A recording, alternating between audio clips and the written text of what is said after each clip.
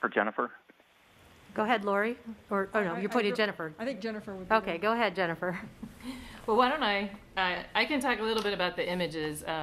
We think over the next few days we'll get all of the entry, descent, and landing movies down so that we can see basically that front row seat of what happened, all the different cameras, and we'll get those movies. I think as far as the where we might go once we see those, I can probably toss that over to Ken and see what he says about that. Yeah, I expect that what we will do is we will explore that contact that I mentioned between the mafic floor unit and the olivine unit. And as Jennifer mentioned, that's a dune field, and we may have to go around the dune field, but I suspect we will go around it either one direction or the other towards the delta. Great. Okay, thank you. We'll take our next reporter question from Sam Ahmed of AFP. Go ahead, Sam. Hi, thanks for taking my question. Congratulations. We understand we had 2 mics on board. When might we know if Perseverance was successful in recording the first direct sounds from Mars? Jennifer, you want to take that one?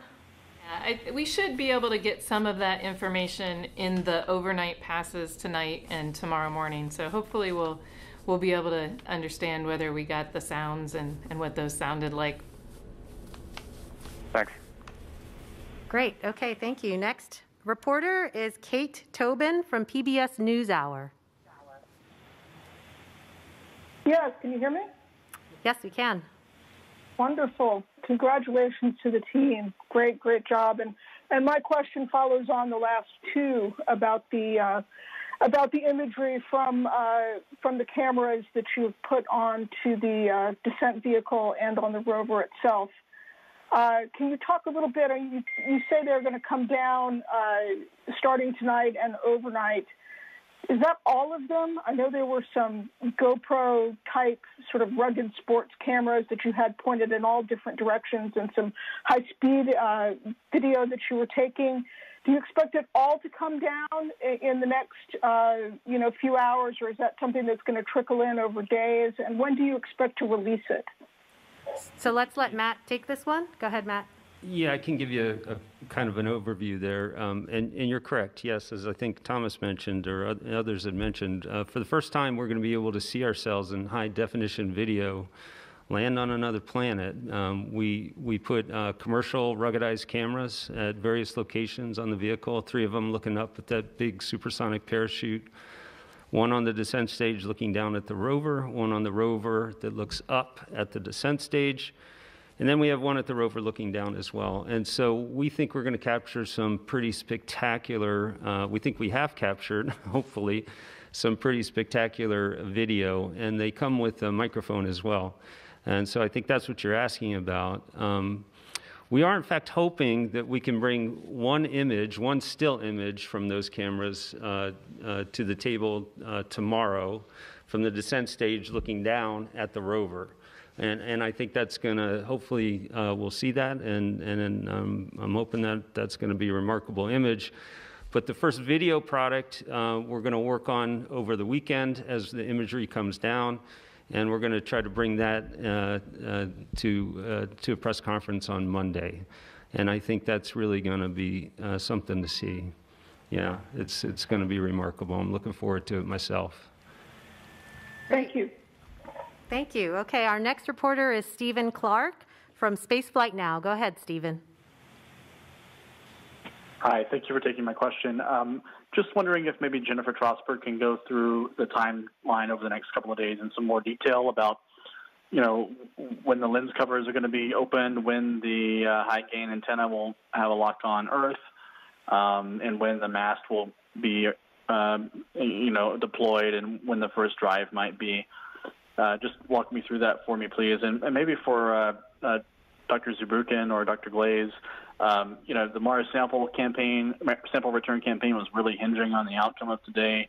Just wanted to get your comments on any relief that you felt that your whole Mars sample return strategy is reality now after today's outcome. Thanks.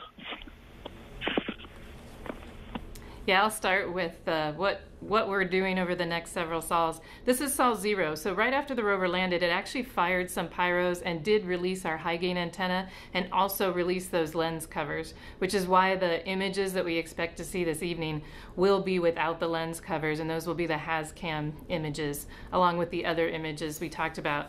The first 4 or 5 sols, what we're trying to do is get the power, the thermal, and the communications, the infrastructure of the rover stabilized so that then we can go and load the software, as I mentioned. So the first thing we'll do tomorrow, we actually gyro compass today as well to see if we can understand our orientation such that tomorrow on Sol 1, we can point the high gain antenna at Earth. And then if we get good pointing, then we'll start commanding the vehicle through that antenna. And that's one of the key things we're trying to do in these early days is get that communication link working. We'll also release the remote sensing mast, and then on Sol 2 we'll deploy that mast. Now while we're doing these things, which I call our critical path infrastructure things, we're also doing other health checks of other instruments. And over the course of the 3 sols or 4 sols of these early activities, we'll get all the instrument health checks done. We'll charge the rover battery. On that Sol 2, once we deploy the mast, that's when we'll take those initial images with our double E cams. Their camera, their color this time. In the past, they've been black and white. We'll take those first panoramas, and then the Mastcam Z, which is also on the mast, we'll take those panoramas on Sol 3, and then we'll be sending that data down along with additional data from the EDL cameras and the other data that we talked about over this week. It'll take us till about Sol 4. On Sol 4, we actually start to load and burn into the RCE, so our flight computers, the new software. And once we start to do that, we do about 4 days of transitioning to the new software. We do it very carefully. We toe dip. We make sure that nothing goes wrong. And at the end of that is when we start the next set of checkouts where we'll deploy the arm. We'll do our first drive about 5 meters forward and back. And then once we get that checked out is when we'll start to drive towards a heli site. We'll have figured out where we want to fly the heli. There are certain requirements of that site in terms of rock sizes and flatness, and so we're looking for that right now. That ends up being, a few weeks before we get there, but we're excited about it all. I want to quickly talk about your second question, Stephen, and that is, of course, there's a lot of friends all over the world who had a sigh of relief and everything went well with this touchdown. The Mars sample return colleagues, they're all working really hard to retire the risks of these new technologies and to bring together 2 of the most amazing missions to now bring the samples back. That's work that has started years ago, technology development and the system development here at JPL, at the European Space Agency and elsewhere. There's 2 principles we used to set the timing. The first one is we always bet on success. In our business, even if you sweat through shirt or not, like I learned about John, we bet on success because that's what we want to achieve. That's what we're planning for. The second one is to go right now and develop the Mars sample return campaign not only makes the surface mission more effective in that regard, but also it actually saves a lot of money because we actually can use the systems that we have now to move towards that return. And so for that reason, I think there's a lot of people being excited right now all over the world. But Lori, anything you wanted to add that I may have overlooked in this? No, I think you've covered that really well. The only thing I would say is that it's always nerve-wracking to, as we go through the EDL for a lander or a rover, but it was doubly so this time because, as you say, the Mars sample return was also pretty, is reliant on the success of Perseverance. So yeah, we all definitely heaved a sigh of relief in thinking forward on all the work that's to go for Mars sample return. But really, really exciting that we've now really embarked on that chapter 1 of Mars sample return for real. So it's great. Great, thank you, Lori. Okay, we're going to do a social media question. This might also actually be for Lori. Polls to Do on Instagram asks, if Perseverance finds signs of past or present life, what would we do next? Oh, wow. That's a great question because there's still just so much to do on Mars. It's a fascinating place, and it's a wonderful laboratory for doing incredible science. And, certainly the big question for us right now is this question about the evolution of Mars and the existence or not of past life that's been preserved at Jezero Crater. And that's our focus right now. But we're always looking forward to the additional science that we're going to do in the future, thinking about, how planets form, how they evolve, and Mars is a great place to work on all of those different science questions. Great, thank you. Okay, we're going to go back to the reporter phone lines, and we have Mike Wall of Space.com. Thank you all, and congratulations. It was a really great day for all of us watching too.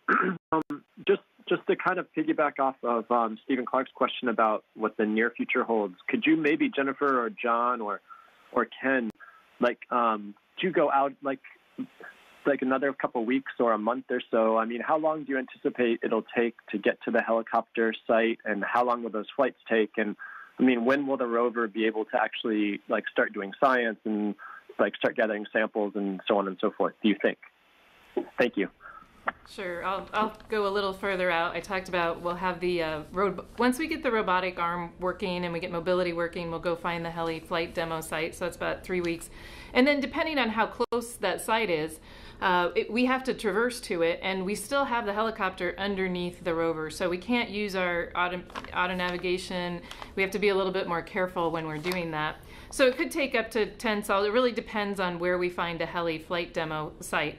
Then we will spend 30 sols. A sol is a Martian day. It's 40 minutes longer than an Earth day, so we speak in sols when we're doing operations on Mars. So we spend about 30 sols for the helicopter demo. Prior to that, it'll take us about 10 sols to get the helicopter just deployed underneath the rover, move the rover away. We go about 100 meters away before we fly it.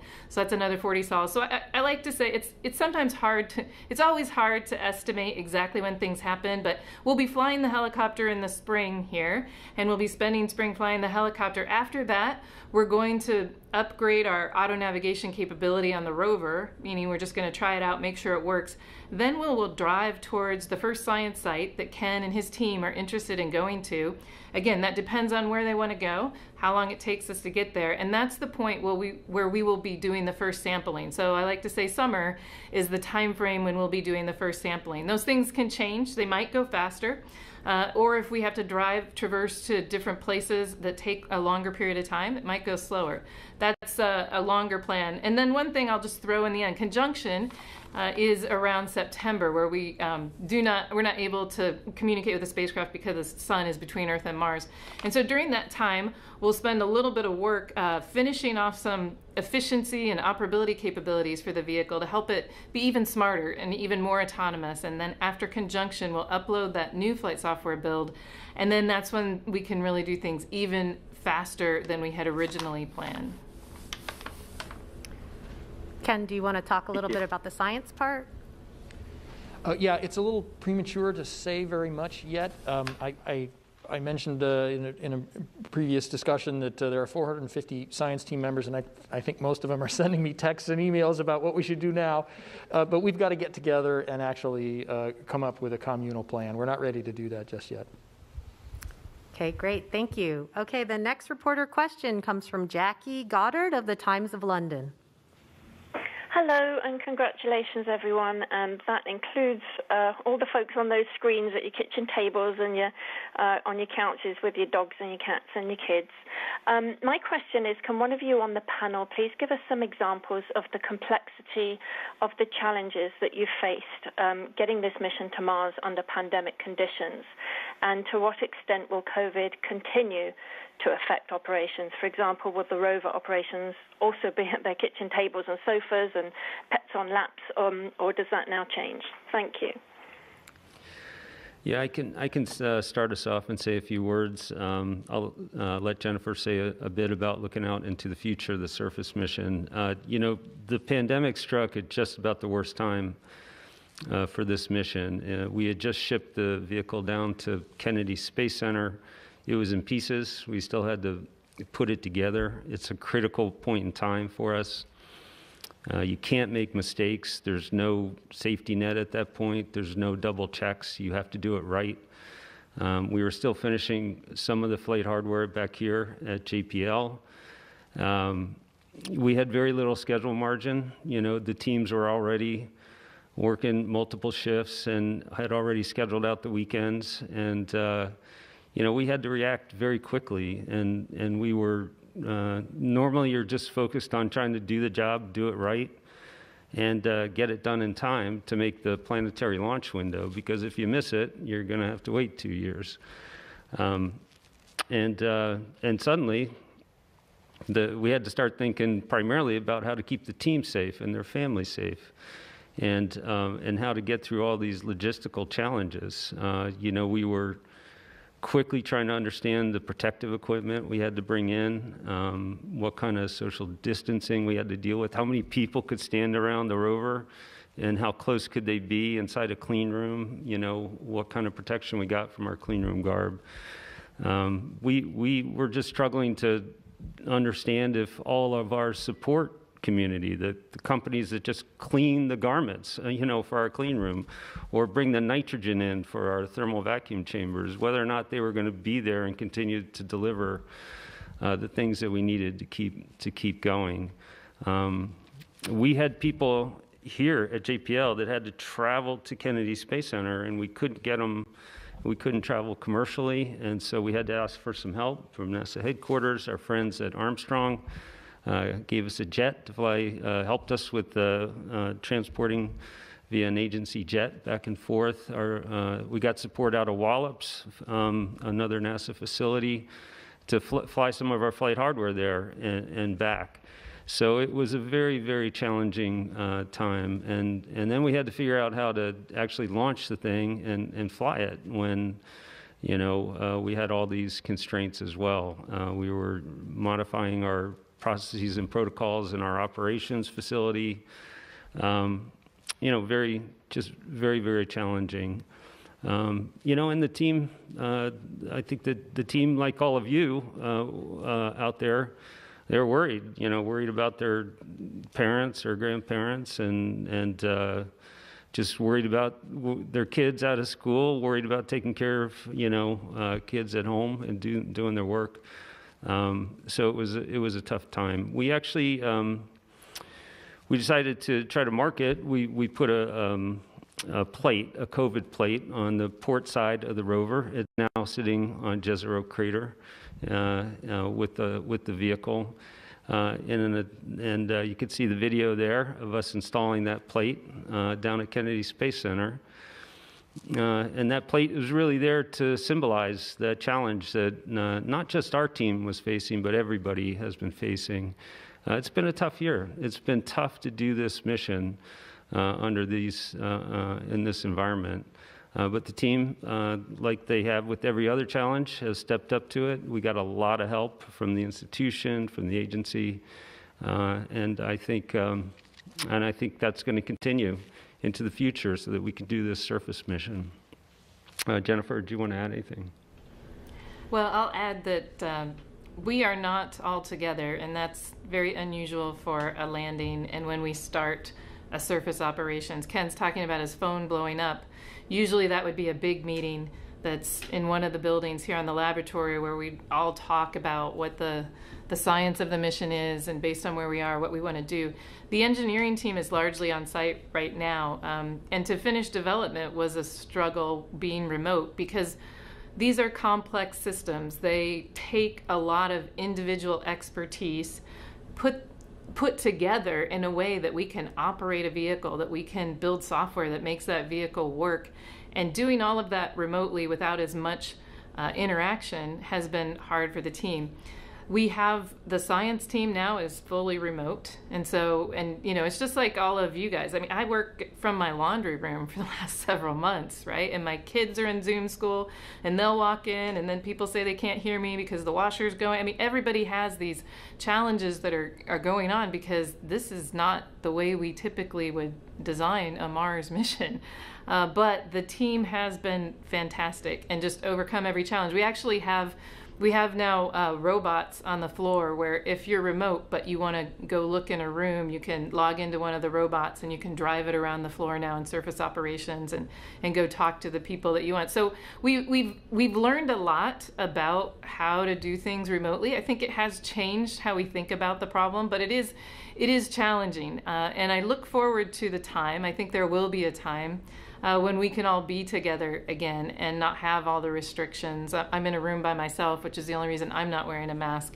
And I think that does make it, one of the things the team missed out on a little bit was just that excitement and energy that comes from being all together right before landing. And so we were together, but it was remotely. And so I think it'll be fun and great for the team to be able to get back together again when we can do that. Okay, thanks, Jennifer. Next call comes from Amina Khan of the LA Times. Hi, thank you so much for taking my call. Can you hear me? Yes. Okay, great. I had a couple of questions here. Congratulations. To jump off of that last question, I was sort of wondering if all these pandemic restrictions will be affecting how you guys deal with Mars time. Will that be affecting the Mars time experience? And also, will it be affecting the experience of the rover drivers? How will that be changing because of the pandemic? Yeah, well, the Mars time question is great. So Mars time, as you obviously know, you've asked the question, is we get up in the morning on Mars and during Mars time so that they can not interfere with their family's life, which is not on Mars time. And then as far as our rover planners, they're going to get busy. They already have some meshes where they're trying to come up with strategic traverses with them. They're actually at the facility and on console, as you see behind me. Great. Okay, thanks, Jennifer. Okay, the next call comes from Leo Enright of Irish TV. Thanks very much, Yari. And as we say in the Irish language, Cogordas Ucree to everybody involved, particularly the people on the Zoom screen. Many congratulations.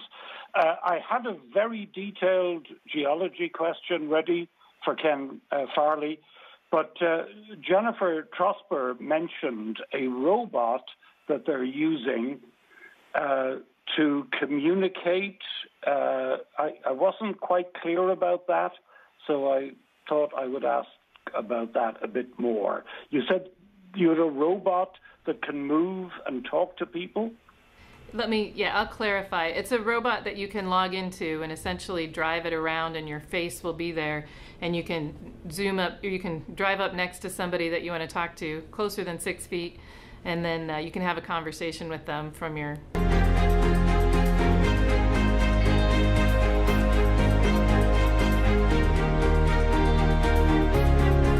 I mean, is it a rover or what is it? No, it's just a robot that moves around the, I can't remember the actual maker. Maybe somebody can help me out with that, but it's a robot that we drive remotely around the floor. It really just has wheels and then a screen. It's a moving computer screen. Maybe that's a better way to describe it. Could I do a follow-up? Sure, we can do that. Yeah, sure. Okay, thanks. Because I did have a question for Ken Farley. Ken, this Zoom screen is fantastic because we're all used to the crowd coming in JPL after a landing. And the other tradition in JPL after a landing is the journalist with the geeky question. So I just wanted to ask you, could you clarify, have you landed at Canyon de Chelly? And if that is where you have landed, can you tell me whether you've looked at Channel Islands and the outcrop there that does appear to be a delta formation? And would you consider doing a quick run to Channel Islands rather than a long run over to the delta? Yeah, okay, so let's clarify what's going on here. So the science team has associated specific Earth locations, they happen to be national parks and preserves, to specific regions in Jezero Crater. And it is from those quadrangles, we call them, those quadrangles on Earth, that we will draw the names that we informally attach to features that we look at and we take observations of. So we have, in fact, landed in the Canyon de Chelly quad. I'm not sure exactly where the feature that you were referring to is. I still think that our most likely ultimate destination is going to be to the west-northwest, and that we will very likely go up to the delta front that on the image you see right now is in the upper left-hand corner. Okay, we're going to end on a social media question. So Vince on YouTube asks, was the landing today the best one so far? I'll ask Matt that question first. Yes, since I think yes, 100%. It was the best one so far. You know, this is my 5th Mars rover. Jennifer and a handful of others of us on the project have worked, you know, a number of these, and they're all very, very special, I have to say. But as of this moment, right now, this is the best landing on Mars, I would have to say. All right, great, thank you. That's all the time that we have for questions today. If you're a member of the media and you still have a question, you can contact the JPL Digital News and Media Office. We'll continue to answer some questions on social media. And tune in to NASA TV and online tomorrow. We'll have another news briefing at 10 a.m. Pacific time, and we'll give you an update about the start of the surface mission. You know, if you want some more updates, you can also go online to nasa.gov/perseverance and mars.nasa.gov/perseverance for additional information. You can also follow us on social media at NASA Persevere. Now, one last thing before we go, I just wanted to say that if you wanted to welcome our latest robotic explorer to Mars, Mars will be visible in the night sky tonight. It'll be right next to the moon, so have a look. Thank you very much for joining us, and go Perseverance.